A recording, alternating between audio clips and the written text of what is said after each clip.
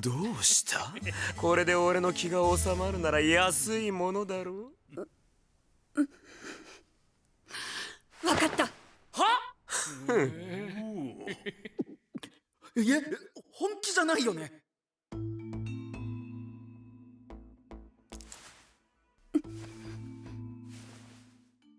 All right, my friends. So here we are on episode number 9 of Am I Actually the Strongest? And I have to say this right at the start of the video. I have my bottom dollar on the fact that white-haired girl is probably the daughter of the Demon Lord. So whatever the past Demon Lord was, you know, the reason that she smells different, they get a funky vibe from her. Even Charlotte was like, something's off about this girl.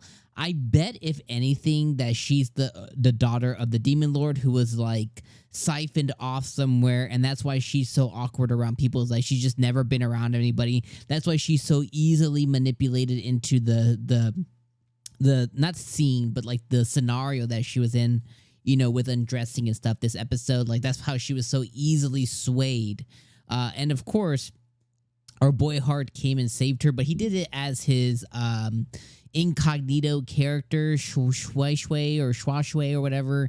And she immediately knows that, you know, this guy and this guy are exactly the same. So she can kind of see through his guise or whatever, you know what I mean? So she's immediately going to know that he came and saved her, you know, once again, essentially. So I'm just putting my bottom dollars. I bet that she's actually the, you know, quarter daughter, half daughter, full daughter, you know what I mean, of the Demon Lord. She's probably half human or something silly like that. At least that's where I'm putting my money on for kind of what happens in the future. All right, so let's talk about this actual episode, though, outside of theory. So I don't know what I was really expecting, you know what I mean? Like, I so far have really, really liked Am I Actually the Strongest? I love where it's going. I think the characters are out there and they are a bit silly, and it doesn't really take itself serious, and it has a lot of comedy that generally hits for the most part, and it's really good. But when we were transitioning into school, I was like, oh, this is great. This is going to open up a new like a new world, or you know, kind of give it the magic school vibes here. But, you know, it's going to pile on the comedy and, you know, everything that kind of made this show special. And first breath into the, or I should say first go around into the school arc kind of sucks. Like, this episode was, and this is all very personal, so let me know how you feel in the comments, but this episode wasn't, like, I thought this episode wasn't very good.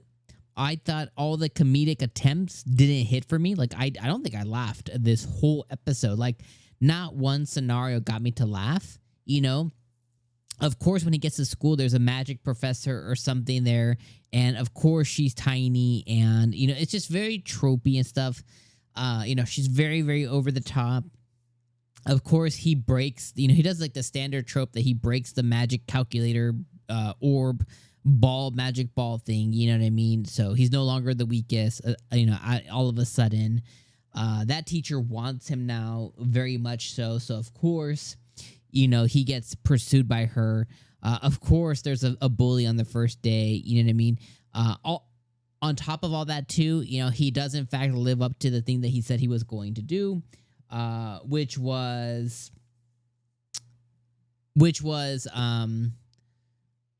putting his doppelganger into the school. So I thought that was, you know, true to exactly what he said that he was going to do here. Doppelganger doesn't want to be there, has no magic, but has a barrier around him. He gave him a gun. And, you know, I mean, again, just nothing, it just wasn't hitting for me. It was very just by the numbers. It was very within expectations. But, you know, what this show has done is it's been by the numbers and it's been within expectations, but to kind of exceed itself or to kind of move itself to that next step, or to kind of, you know, exceed the expectation. What it did in those cases were provide comedy, and the comedy hits. It's funny and it makes you laugh.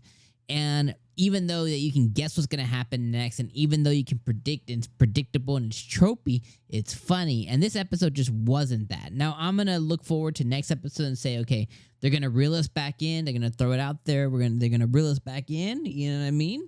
I'm going to cross my fingers because I still think that there's hope. I still think that that girl is the Demon Lord's daughter, probably. But at the end of the day, I have to realize I have episode number 11 and I have episode number 12. And that'll probably be it.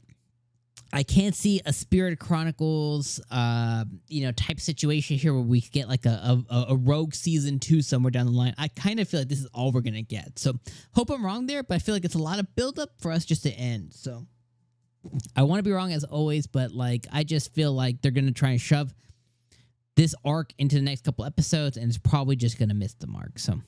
Normally I'm okay with that because, I'm okay if they speed through content as long as they do it well and it's funny in this specific scenario, which I just think we missed it out this episode. So anyways, I'm going to let you guys off on those thoughts there. Let me know what you guys thought about this episode down in the comments below. And I'm going to see you for the last couple of episodes for the summer, and then we're going to get right into fall. All right, my friends, I'll see you then.